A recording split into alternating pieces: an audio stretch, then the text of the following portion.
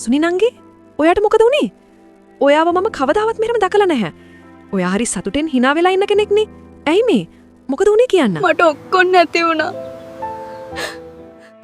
මං ඕ ලෙවල් විභාගේ ඒ 9ක් අරන් හොඳටම පහස් වුණා.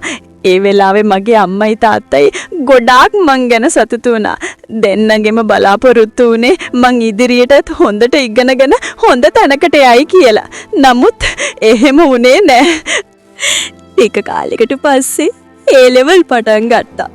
ඊට පස්සේ මම කොල්ලෙක් එක්ක යාළු වුණා. මම යත් එක්ක එයා යන ප්‍රසිද්ධ කොමර්ස් පන්තිවලට යන්න පටන් ගත්තා.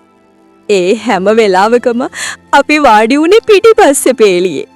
පිටිපස්සේ ළමයින්ගේ කෑගහිල්ලයි එයා මගේ එහා පැත්තේ හිටපු නිසා පන්තියට අවධානය දෙනවටත් වඩා මම යත් එක්ක කාලය ගත කරා. පන්ති යනවා කියලා අම්මලට බොරු කියලා යාළුවොත් එක්ක විනෝද වෙන්න ගියා. කාලය දන්නේම නැතුව ගෙවිලා ගියා. මං ගිය ලොකු පන්ති වලින් කිසිම දෙයක් මට තේරුන්නේ නැහැ. ඒ නිසා මං අලුත් පන්ති ගොඩකට ගියා. මගේ යාළුවොත් ඒ නිසා මාත් එක්ක තරහ වුණා. ඒ විතරක් නෙමෙයි. විභාගයට මාස 3ක් තියෙද්දි එයත් මාව අත්හැරලා වෙන කෙල්ලෙක් ළඟට ගියා. මේ නිසා මම මානසිකව හුඟක් වැටුණා. මට හැමදේම නැති වුණා. ඒත් මම හිත හදාගෙන පාඩම් කරලා එක්සෑම් එක ලිව්වා.